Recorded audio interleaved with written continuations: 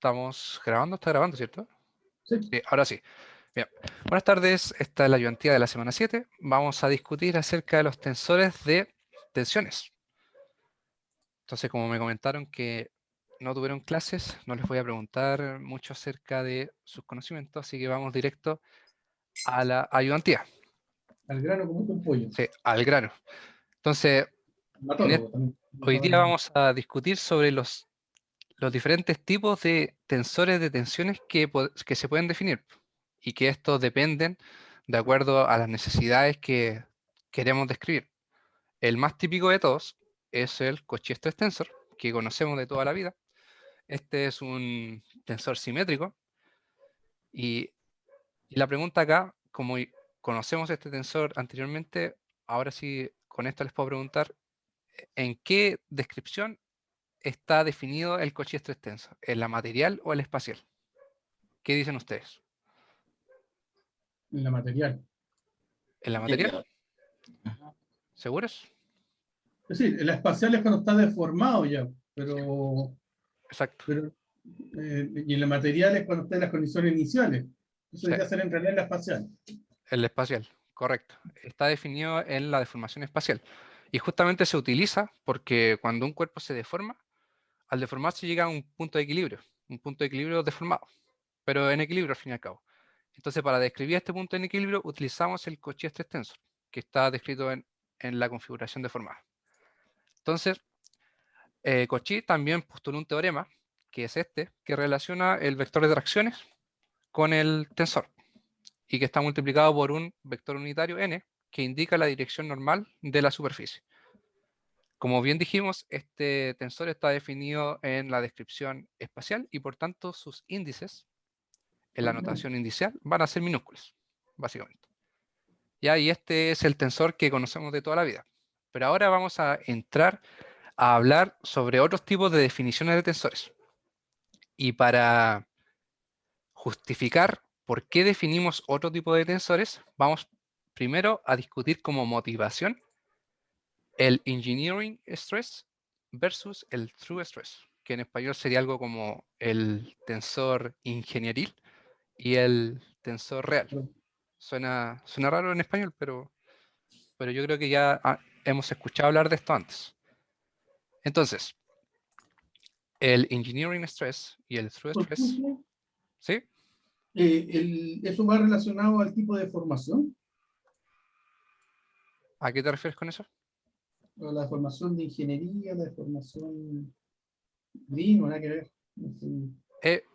Es la forma en la que definimos, calculamos el estrés, porque el estrés va a ser fuerza sobre área, sobre superficie. Siempre va a ser así, en esas unidades.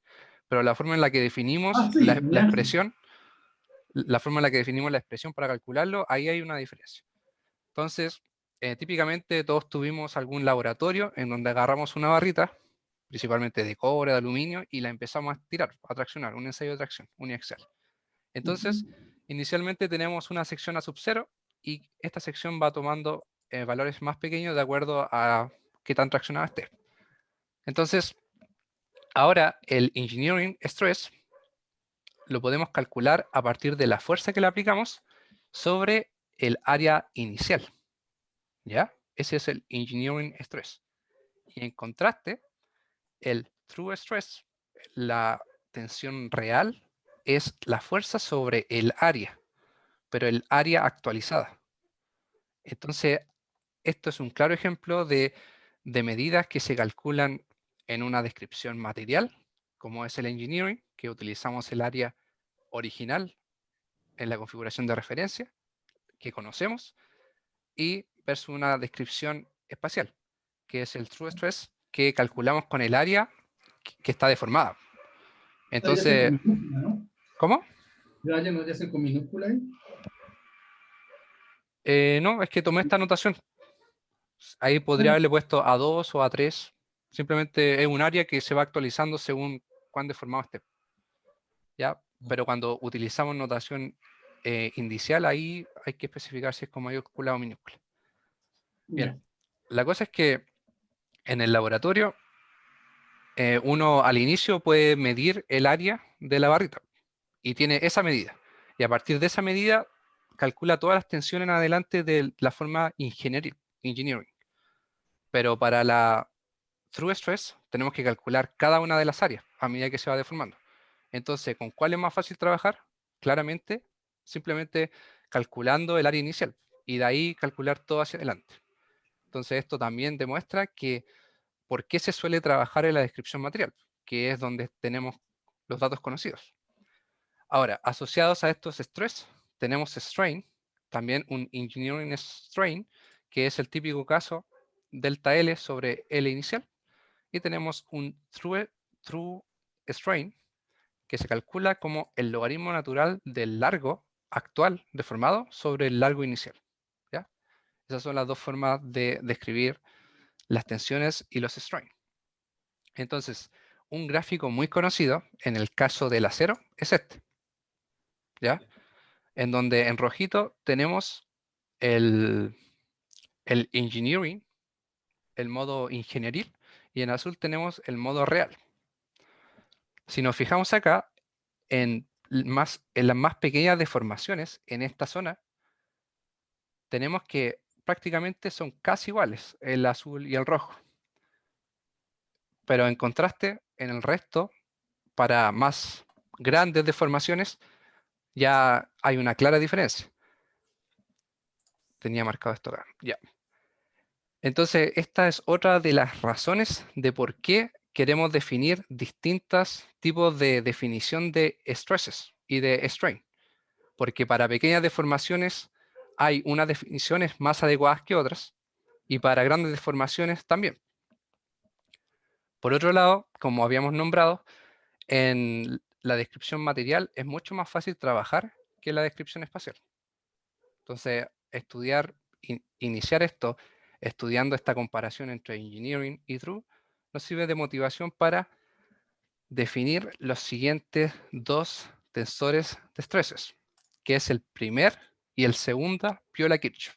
Eso no lo han escuchado, ¿cierto? Porque no tuvieron clase. No. Ya. Sí, Entonces, esto es terreno nuevo. ¿Tú, Emanuel, lo habías escuchado? sí, sí. Primero Piola-Kirchhoff tensor, segundo Piola-Kirchhoff tensor. Sí, muy bien. Ya, Ah, que yo esto, me voy antes de las clases, entonces a lo mejor me da- No en la clase, no en la clase, leo un libro. ya. Ah, Sí. a venir dateado, pues, así cualquier cosa. Viene con ventaja. Ya. Claro, bien estudiado. Sí.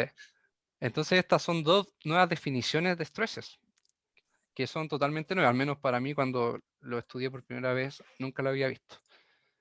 Bueno, obviamente eso sonó raro decir, si lo estudié por primera vez, nunca lo había visto, eso, obvio. Es como que Pero nunca estoy de acuerdo con lo que pienso. ¿Cómo? sí, pero cuando lo estudié fue nuevo para mí. Ya, entonces, ¿cuál es la gracia del primer y segundo Piola-Kirchhoff? El Cauchy Stress Tensor está definido en la descripción material que está deformada. Pero el primer Piola-Kirchhoff y el segundo Piola-Kirchhoff están definidos. La gracia es que están definidos en el área sin deformar, en la descripción material. El Cauchy en la descripción espacial. Entonces veamos una aproximación de cómo obtener el primer Piola-Kirchhoff. Ya, esta demostración que les voy a hacer es alternativa. El profe va a ver una forma más rigurosa, por si acaso. Ya, el primer Piola-Kirchhoff. Para ello, primero consideremos una descripción material, un cuadrilátero que está sin deformar y que debido a un deformation gradient pasamos a una versión deformada, que es una descripción espacial. Entonces, en cada una de las caras de este cuadrilátero vamos a tener un diferencial de área que multiplicado por un vector unitario va a indicar la dirección normal a esta superficie, respectivamente, a 1 y a 2. Y de la misma forma, en la descripción deformada vamos a tener unos vectores que indican la dirección normal de la superficie. Descripción espacial con minúscula, material con mayúsculas. Ahora, en la descripción espacial deformada, en cada superficie diferencial vamos a tener una fuerza diferencial. Voy a tomar agüita. Recién empezamos y ya me quedé sin voz. Es el viejo tú, porque también ando con mis vasitos, ya se me estoy en pana. Sí. Bueno, y en cada superficie deformada vamos a tener una fuerza, un diferencial de Fn1 y un diferencial Fn2. Entonces, ¿cuál es la gracia del primer piola Kirchhoff? Pon atención, el primer piola Kirchhoff está definido manteniendo estas fuerzas en la descripción deformada, pero definiendo este estrés en la superficie no deformada. Tenemos los mismos vectores de fuerza, pero definidos en el área sin deformar. A eso está asociado el primer piola Kirchhoff. ¿Ya? Y por tanto, estas fuerzas diferenciales en la descripción material van a tener la misma magnitud que esa fuerza en la descripción espacial, solo que va a estar definida en el área sin deformarse, es decir, en el área conocida. Esa es la gracia del primer piola Kirchhoff. ¿Ya? Entonces, empecemos a formular esto matemáticamente. Si miramos al lado derecho, tenemos que el diferencial de fuerza va a estar definido como el vector de tracciones por un diferencial de superficie. Porque el vector de tracciones tiene unidades de presión, de fuerza sobre área, entonces al multiplicarlo por el área, te queda en fuerza. ¿Ya? Y por el lado izquierdo, en la descripción sin deformarse, vamos a tener lo mismo, pero en mayúscula, para describir en la configuración material. Ahora, el vector de tracciones hacia el lado derecho de nuevo, lo podemos reemplazar por el teorema de Cauchy, que te indica el Cauchy estrés por el vector unitario n. Y de esta forma definimos la fuerza en la descripción deformada espacial. Ahora, ¿cómo definimos la fuerza en la descripción material? Va a ser lo mismo. Vamos a tener que reemplazar el vector de tracciones T mayúscula por un N y por el de A, ¿cierto? Y acá tiene que ir un estrés, que ya no va a ser el Cauchy, porque el Cauchy está definido en la descripción espacial. El estrés que se va a definir en la descripción material es justamente el primer piola Kirchhoff, que lo denotamos con una P. El P es el primer piola Kirchhoff estrés tensor, ¿ya? Que está definido en la descripción material, en el área conocida. Y ahora, como asociado a este primer piola Kirchhoff, las magnitudes de estas fuerzas son iguales a las de la descripción espacial. dFn mayúscula va a ser igual a dFn minúscula. Porque es lo que comentamos antes. Son las mismas fuerzas, simplemente que las definí en las superficies conocidas. Entonces, como tengo esta igualdad, puedo reemplazar cada una, el lado izquierdo y el lado derecho. Y ahora para despejar el P, necesito que el N minúscula por el dA minúscula, cancelarlo con el N mayúscula por el dA mayúscula. Había... ¿Sí? Ahí tú asumes que el volumen es constante, ¿no? ¿No? ¿Te refieres por el diferencial de área? ¿Mm? Sí. O sea, pero ¿por qué? ¿A qué te refieres? ¿A qué vas? Me perdí entonces, no sé. Tratando de buscar una relación para poderlo encontrar. Pero... ¿Pero en qué parte? No, déjame. Sí. Ya, bueno. Para relacionar los n minúsculas con los n mayúsculas y los dA minúsculas con los dA mayúsculas, tenemos una fórmula. Y que creo que ya la vieron esto, pero de todas formas, esta se llama la fórmula de Nansen. ¿Vieron esa fórmula? Están copiando. Y yo voy atrasado con los videos, así que Ah, ya. tengo un par de videos que voy Bueno, atrasado. si no lo vieron, entonces lo van a ver. Pero es una fórmula que te relaciona el diferencial de área minúscula con el mayúscula, básicamente. Entonces con Sí, esto, no, sí lo vimos, sí lo vimos. nosotros reemplazamos acá y ya tenemos todo en mayúscula. Podemos simplificar el n de a en cada lado y te queda la definición del primer piola Kirchhoff.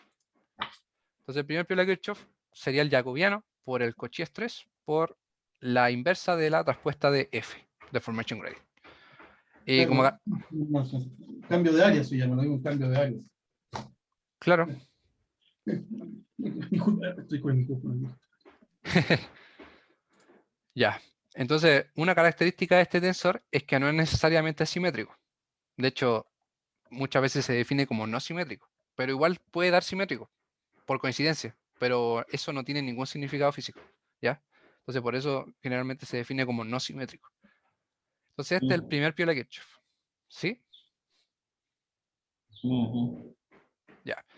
Y como les decía, como este primer piola Kirchhoff mantiene las magnitudes de la fuerza en la descripción deformada, pero con las áreas sin deformar, los índices van a ser minúscula y mayúscula, porque es un two-point tensor, es de 2 puntos. Ah, Se calcula a partir de ambas descripciones, ¿ya? Entonces esos son los índices. ¿Sigue, Maño? sí, sí. El primero viola Kirchhoff tensor espacial también pienso. Dice que si es espacial, Espacial o eh, espacial o para materiales. es un mix, Ok. está al medio. Funciona con espacial y material. Tienes que, Y, tienes y que F. fijarte acá. F también. F también es de dos puntos, material y espacial. Ok. Entonces tenemos que fijarnos en los índices, que uno es minúscula y otro es mayúscula. Entonces eso indica que trabaja con ambas coordenadas, ¿ya? Entonces ese es el primer piola Kirchhoff. Es otra forma de describir los stresses. Ahora, vámonos ahora con el segundo piola Kirchhoff. Teníamos que tenemos unas fuerzas en cada área de la descripción deformada. Y el primer piola Kirchhoff dijimos que trasladaba, entre comillas, trasladaba estas mismas fuerzas, pero a las áreas sin deformarse, ¿ya? Ese es el primer piola Kirchhoff. Ahora, si desaparecemos un poquito los vectores de las áreas en el lado izquierdo, el segundo piola Kirchhoff también trabaja en las áreas sin deformarse, pero la dirección de las fuerzas son fuerzas en dirección sin deformarse. Es decir, las fuerzas, estas, a ver, estoy marcando acá, estas fuerzas que provienen de la configuración deformada, las rotamos, las vamos a rotar a la configuración sin deformarse, de esta forma. Entonces, estos son las fuerzas asociadas al segundo piola Kirchhoff. Están definidas en las áreas sin deformarse y tienen dirección también en la descripción material sin deformarse. O sea, está todo descrito en la descripción material para el segundo piola Kirchhoff. Es como el contrario, entre comillas, del Cauchy 3, que está definido totalmente en la descripción espacial. ¿Ya? Entonces esta es como una aproximación un poco más intuitiva que otras, porque las demostraciones que van a ver en clase son netamente matemáticas y tienen que ver con el trabajo virtual. Y de ahí como que se obtienen todas. ¿Ya? Pero me gusta dar una segunda mirada. Entonces ahora volvemos con nuestros ejes bien marcados de las áreas. En la descripción material vamos a definir las fuerzas tal como antes. Entonces acá, al reemplazar el vector de tracciones mayúsculas, sale este n y necesitamos poner acá un stress que modele la situación. Y es justamente el segundo piola Kirchhoff, que es un S. Se indica con S. El primer piola Kirchhoff era una P, este es un S. ¿Ya? Es un tensor de segundo orden, por supuesto. Ahora, por otro lado, en la descripción espacial, vamos a tener que nuestra fuerza, acá le puse un 2 para describir qué es la fuerza asociada al segundo piola Kirchhoff. El que está asociado al primer piola Kirchhoff no tiene nada. Entonces, la fuerza, el diferencial de fuerza asociado al segundo piola Kirchhoff, si se fijan, es la misma magnitud que la rojita, que la asociada al primer piola Kirchhoff, solamente que está rotado.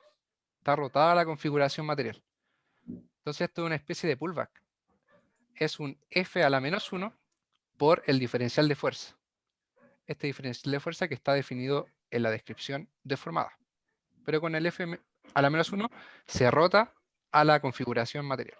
¿Ya? Ahora, esto es análogo a la propiedad que vimos en la ayudantía de la semana 5, que un vector en la configuración material se podía obtener a partir del vector de la configuración espacial, pero multiplicado por el deformation gradient, con la inversa. Es lo mismo, misma idea. Ahora, este diferencial de fuerza descrito en la configuración espacial lo podemos reemplazar, tal como antes, por el Cauchy por n por dA. ¿Sí? Y de esta forma obtenemos una segunda definición para esta diferencial de fuerza asociado al segundo Piola-Kirchhoff. Y ahora es lo mismo, tenemos que igualarlo. Igualamos antes, ambos. Igualamos esto con esto de acá. Nuevamente aplicamos la fórmula de Nansen, que nos relaciona las áreas en la descripción espacial con el área en la descripción material. Reemplazamos. Y acá esto se reemplaza con esto, o sea, se simplifica con esto, y te queda la definición del C con Piola-Kirchhoff stress tensor. Entonces, la gracia de este C con Piola-Kirchhoff stress tensor es que está definido totalmente en la descripción material, es decir, la descripción conocida. Y si se fijan, esta parte de acá, el Cauchy, el jacobiano y el deformation gradient, a la menos t, es el primer Piola-Kirchhoff. Entonces acá tenemos una relación también entre el second Piola-Kirchhoff y el first Piola-Kirchhoff stress tensor. Una característica importante de esto es que es un tensor simétrico. Entonces esa es otra de las ventajas de que nos hacen elegir o no el segundo Piola-Kirchhoff para trabajar, porque es simétrico. Y en notación indicial, esto, el second Piola-Kirchhoff, como está descrito en la configuración material, tiene índices mayúsculas. Independientemente de que acá haya minúsculas, el resultado es mayúscula. ¿Ya? Y de la otra forma, tomando esta definición, también quedaría de esta forma. ¿Ya? Entonces, este es el primer y el segundo Piola-Kirchhoff. Hasta acá, ¿alguna duda del concepto? Que yo sé que todavía no lo ven, entonces... Mira, yo tratando de unir un poco los cabos que tengo. Sí, Nosotros habíamos visto que partíamos con la condición material, hacíamos una rotación aplicamos una operación F casita, que le llamo yo, no me acuerdo cómo se llama, y F después casita. aplicamos el F rotacional y llegábamos a la condición final. Esto es lo mismo y aplicamos la función F, el tensor F, para hacer la transformación directa. Es lo mismo. El deformation gradient te parte el material y te lleva al espacial. Pero no, Directamente. el F casita no sé a lo que te refieres. Primero hacemos la deformación. Primero aplicáis un gradiente de deformación y después lo rotáis. Así doble operación. Y el gradiente, el tensor de gradiente te deriva al tiro la condición deformada y rotada. Que un poco lo que hiciste acá, me imagino, cuando pasaste de los rojos a los verdes, en el material. Claro, el rojo al verde lo paso a través de la inversa del deformation gradient. Si te fijas, esto es un pullback. Paso de la configuración espacial a la material. Sí. Pero la magnitud es la misma. Solo que la dirección cambia, se rota. Yeah. Mira, sí, aquí las fórmulas son fuertes. Me falta una clase hay una clase que me falta, que estoy viendo, que es la de la velocidad. Que igual esto yo no lo estoy haciendo como lo hace el profe. El profe lo hace a través de trabajos virtuales, la derivación de esto. Pero me crucé con esto por ahí y dije, oh, es interesante verlo de esta forma. Pero ahí después, después con la clase, con lo que vean y saquen sus conclusiones. Y total, esto va a quedar grabado, así que lo pueden revisar de nuevo. Ya. Entonces, ahí tenemos definidos el primer y el segundo Piola-Kirchhoff. Y claramente el segundo Piola-Kirchhoff es casi el conjugado del Cauchy-Stress, porque el Cauchy-Stress está totalmente en la descripción espacial y el segundo Piola-Kirchhoff totalmente en la descripción material. El primer Piola-Kirchhoff, como dijimos, era un mix de ambos. Conserva la dirección y magnitud espacial, pero definido en la superficie material. ¿Ya? Ahora, una tercera definición de estrés que es importante y que creo que Abacus trabaja con esta, es la siguiente. Consideremos la definición del primer piola Kirchhoff, esta era la expresión que lo definía, y consideremos también que este no es un tensor simétrico, lo cual dificulta las operaciones computacionales. Tal como vimos en elementos finitos, se suele definir un vector con las 6 componentes distintas de un tensor simétrico, porque eso disminuye las componentes y las operaciones, etc. Entonces, para llevar esta expresión a que sea simétrico, lo que podemos hacer es multiplicar por la traspuesta de f por el lado derecho, de esta forma. Al hacer esto, este producto hace que sea un resultado simétrico. Y esta parte de acá, como es una inversa, con el no inversa, con el normal, esto es la identidad. Se cancela. Y te queda finalmente esto. Entonces estos términos son simétricos, lo cual soluciona el error, o sea, no el error, sino que la dificultad de trabajar con el primer piola Kirchhoff. Y justamente el jacobiano que es el determinante del deformation gradient, por el Cauchy 3, eso es simétrico. Y este producto lo definimos como el tau. Tau igual jacobiano por el Cauchy 3 es el Kirchhoff stress tensor, ¿ya? Que es simétrico, que es la ventaja que tiene. Y al final, como el jacobiano es el determinante de f, es una constante por el Cauchy 3. Al final es multiplicar el Cauchy 3 por un factor, que puede ser mayor a 1 o menor a 1. ¿Ya? Muy bien. Y este es el Kirchhoff stress tensor. Y siendo sincero, no encontré mucha interpretación para utilizar este tensor más que es simétrico. Y bueno, como depende del Cauchy 3 y simplemente se multiplica por una constante, esto también está definido en la descripción espacial. ¿Ya? Ya. Entonces, visto esos tres tipos de tensores de tensiones, que es el primer piola Kirchhoff, el segundo piola Kirchhoff y el Kirchhoff, bueno, y aparte del Cauchy, tenemos 4 definiciones. Y hay muchas más. El tema es que estamos un poquito limitados por la materia que han visto, porque, bueno, después van a haber otras cosas relacionadas a otras definiciones, y sobre todo en el segundo curso. En el segundo curso, en mecánica de materiales, vemos muchas otras definiciones de tensores que son para corregir ciertos requerimientos que deben tener las ecuaciones constitutivas, pero eso ya sería meternos con mucho. Ya, ahora, antes de hacer algo en MATLAB que tengo preparado, tenemos que hacer una pequeña revisión de lo que son los materiales hiperelásticos. Y los materiales hiperelásticos ustedes lo van a empezar a estudiar en un par de semanas, y esto es como un adelanto, pero es porque, bueno, ahora ya no es porque estamos adelantando un poquito esto. Entonces, los modelos constitutivos de materiales hiperelásticos. ¿Alguno sabe qué es un material hiperelástico? El nombre lo dice. Súper elástico. Y, por ejemplo, ¿qué material es hiperelástico? A un material que utilizan los puentes se llama neopreno o elastomer. Exacto. Elastomérico. Son los materiales tipo goma. El caucho es hiperelástico. La gracia de esto es que ya no tenemos un rango lineal elástico, sino que tenemos un rango no lineal elástico. Se puede deformar mucho más, tal que después se puede restituir. Entonces el caucho, ¿sí? El Elastic Strain Tensor es un tensor de materiales. Elastic Strain Tensor. ¿El tensor constitutivo elástico? ¿A qué te refieres? Sí.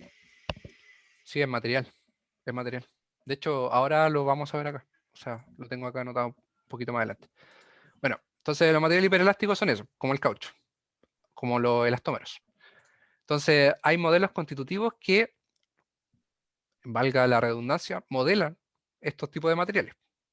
El más sencillo de todos es el Sand-Venant-Kirchhoff. Los modelos constitutivos se definen a través de potenciales de energía. Son ecuaciones de energía libre, como este.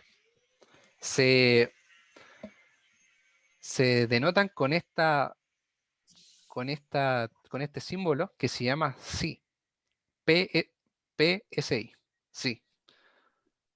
Y si se fijan, esta ecuación de un material hiperelástico está en función del Green-Lagrange Strain Tensor. Y eso es porque los materiales hiperelásticos pueden trabajar con pequeñas deformaciones, pero también con largas deformaciones. Si fuera pequeñas deformaciones, convendría definir un modelo constitutivo con el epsilon, con los strain. Pero como posiblemente no son pequeñas deformaciones, se trabaja con el Green-Lagrange, ¿ya? Y también, si se fijan, no hay ningún término que dependa de la temperatura. Y es porque estas funciones de energía se trabajan con procesos isotérmicos. A este tipo de función se le llaman funciones de libre energía. Y es porque es la energía interna menos la energía disipada por calor.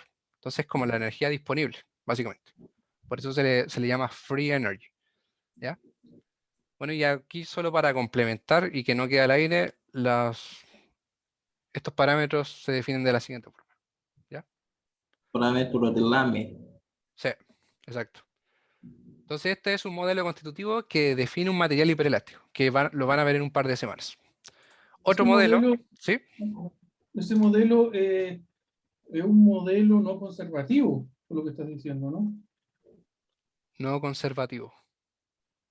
Sí, hay disipación de energía, eso es lo que entendí, ¿no? Cuando tú dijiste que hay una variación de temperatura, es decir, es isotérmico, pero si yo entendí bien, había un cambio de energía. Es que hiperelástico. Si hubiera disipación, no regresaría al mismo punto de partida. Entonces ahí es como una contradicción. Ya, entonces escuché mal, parece que. Bueno, quizás me No, expliqué mal. Quizás me expliqué mal. Puede ser, puede no. ser. Sí, No, es que entendí yo mal, entonces, no sé, que entendí que no era. eh, sí, ¿Cómo Mayo. se llama? Sí, sí, los parámetros del AME, yo puedo utilizarlo con material ortotrópico Uh, porque trato de calcular el módulo de Poisson, el coeficiente de Poisson de un ya. material ortotrópico. Utilizo, sí, sí, utilizo los parámetros LAME, pero el resultado encontró es más que 0.5. Mira, Pienso que lo del AME no puede ser utilizado para materiales ortotrópicos. No sé. la verdad, eso está fuera de mi rango de conocimiento. Pero podríamos aprovechar cuando se conecte el profe a preguntarle al tiro para que todos aprendamos de eso. ¿Ya? Ok, está. Bueno, y son las 4 o 5. Ah, ya. Yo creo que alcanzamos a terminar. Otro de los modelos constitutivos hiperelásticos conocidos es el Neo-Hookean para materiales compresibles. ¿Ya? La ecuación de energía de este tipo de modelo está definido en base al Wright-Cauchy-Green. ¿Se fijan? Otro tensor de strain. En ningún momento hay epsilon. ¿Ok? Este IC es el primer invariante de C, que básicamente el primer invariante es la traza del tensor. Tenemos el jacobiano y estos parámetros, el mu. ¿Ya? Este es otro tipo de modelo. Ahora, ¿por qué le estoy presentando esto de los modelos hiperelásticos? Es porque a partir de estas funciones de energía podemos definir los tensores de tensiones. Por ejemplo, el primer piola Kirchhoff se define como la derivada de la función de energía respecto al F. ¿Ya? En este caso, ninguno de los dos está en función de F. Y es por lo mismo que trabajamos con el segundo piola Kirchhoff, que se define, por ejemplo, como 2 por la derivada parcial de la función de energía respecto al C. Nos serviría esta definición para este. Y si estuviera en función del Green-Lagrange, sería de esta forma. Sin el 2, básicamente. Y eso es porque el E es igual a un medio de C menos I. Por eso ese 2. ¿Ya? Entonces, Ya. ahora, mira, llegó el profe. Voy a terminar la idea y lo voy a admitir. Ahora, como decíamos, como Deja esperando Maño, el profe. voy a terminar la idea, le voy a escribir para que me espera que termine y ahí yo creo que lo voy a dejar ingresar. Y también podemos calcular el tensor de cuarto orden, el elasticity tensor, que es este, que es el típico de 6×6, la matriz 6×6, y que se puede, Ese, ese te refería a eso, esa- ¿no? está este tensor que te pregunto. Sí, Las- este era. Entonces, se puede calcular como la derivada parcial del segundo pila Kirchhoff respecto al Green-Lagrange, pero como el segundo pila Kirchhoff está relacionado con el Green-Lagrange, al final lo podemos poner en función de la función de energía libre, ¿ya? Entonces, se pueden calcular varias cositas a partir de esto. Ya, espérenme que voy a pausar. Le voy a avisar por WhatsApp al profe para que me espere un rato.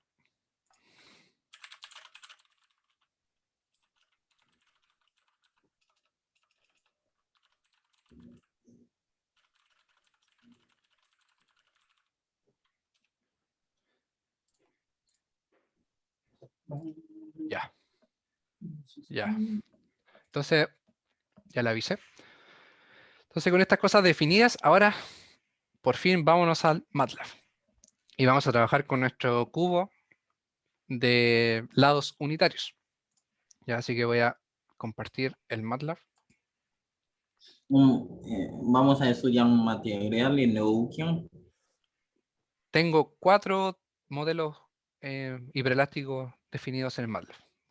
Espérenme, voy a compartir. Ya. ¿Se ve el MATLAB? ¿Sí? Sí. Ok. Entonces acá tenemos el mismo programita que veníamos trabajando con Carlos. Simplemente ahora le agregamos la definición de los stress, en particular del segundo Piola-Kirchhoff. Y como vimos en el Power, voy a salir de la presentación acá. Como vimos en el Power, el segundo Piola-Kirchhoff lo podemos calcular a partir de nuestras funciones de energía según el modelo constitutivos. ¿Ya? Entonces, por acá tenemos la función en donde llamamos al segundo Piola-Kirchhoff y tenemos 4 modelos. Tengo definido el Saint-Venant, el Modified Saint-Venant, el Compressible Neo-Huygen y el Incompressible Neo-Huygen. ¿Se le ocurre algún material que sea incompresible? O sea, sí, pues. La goma, ¿no? La goma es incompresible. La Depende. goma, ¿qué es la goma? La goma de borrar depende pues, si la gastáis o no. Ah, Porque eso.